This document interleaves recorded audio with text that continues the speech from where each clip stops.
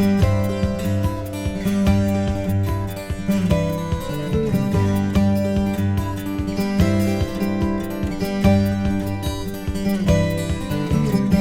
name's Ian Brodie. I'm General Manager for Facilities for the Trust.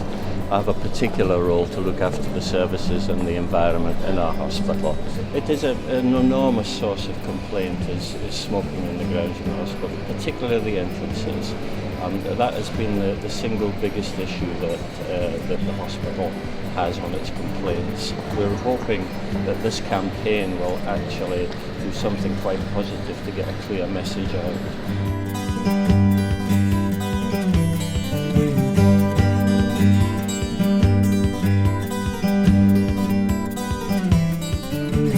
The campaign looks brilliant and people are going to notice it as they walk into the hospital and just sort of take it in. I agree with it completely.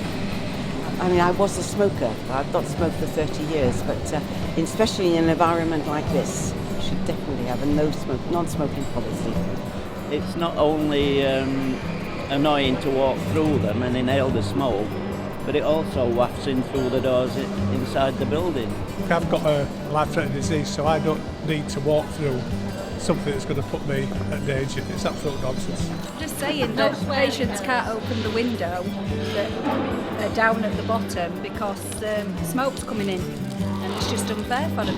My name's Scott Crosby. I'm the Regional Tobacco Control Lead within the Yorkshire and Humber, and it's my job to help local areas to reduce smoking prevalence. The approach that we're taking at Pinderfields Hospital is different to other approaches. It's different in the fact that we're taking a very positive message to this rather than it just being purely enforcement and saying you cannot smoke in these areas.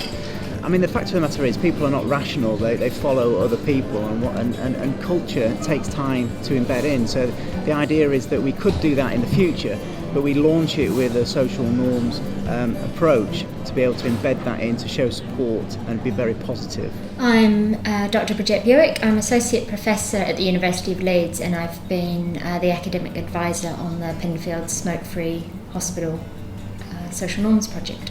The social norms approach is all about changing misperceptions. So by misperceptions, I mean what we think about what's going on around us. And so at Pinderfields, we were at first looking about what did people think. And we aimed first to understand what people thought and what people did, and then to give them some information about them. Now we found overwhelming misperceptions. For instance, 50% of people thought that visitors and patients smoked by the entrance.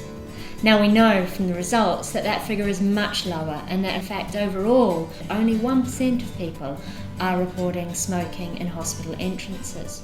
And so we decided that we would come up with this 99% of patients, staff and visitors keep the hospital entrances free from cigarette smoke.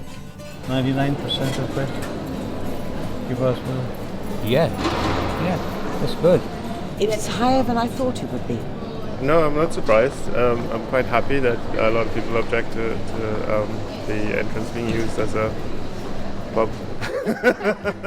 Well, this makes the smokers a very minority. And I know they like to enjoy a cigarette, but outside hospital entrance isn't the place when people are coming for cures from smoking. I think a lot of people like to keep the fronts smoke-free for everybody, so then everybody feels comfortable coming into the hospital. We've already seen that there's huge support out there for no smoking within the entranceways. We've also seen that there's been misperceptions there as well. So there's been many people that say, oh, this won't work, or we have so many smokers. I don't know where you get 99% of people think of that. I think maybe 2% people maybe think that. There's no way 99%. Must be smokers at the vast. Yes, I'm surprised that 99% of people want to stop the smoking here. It's considering how many people actually stand outside and smoke, patients as well. So I'm really surprised at that. For some people, it is still quite difficult for them to take on board and to believe that in fact 99% of people keep the entrances free from cigarette smoke. But one of the things that we want the campaign to do is to show people that this is actually happening. 99% of people who are using the hospital are keeping the entrance free from cigarette smoke. Yes, I hope the campaign has an influence on this and makes people realise that this is a non-smoking area.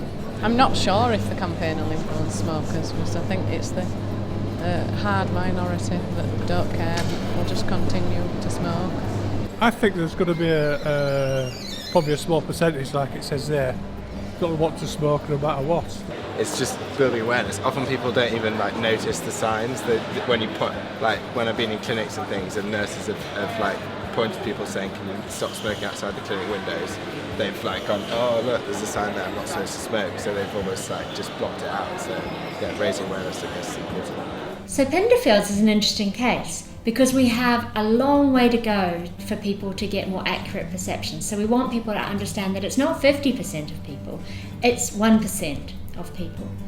But in terms of actually seeing a statistical significant change in behaviour, we've only got 1%. So there's just not enough room to move. But what we really hope is that this campaign will raise the awareness and give people the confidence and see that they are really supported by the majority to implement the smoke-free policy and to really celebrate what Pinderfields has achieved so far. And the hope is by doing that we will change the culture in such a way that those 1% of people, should they choose to continue to smoke, will go and smoke elsewhere and not smoke in the entrances.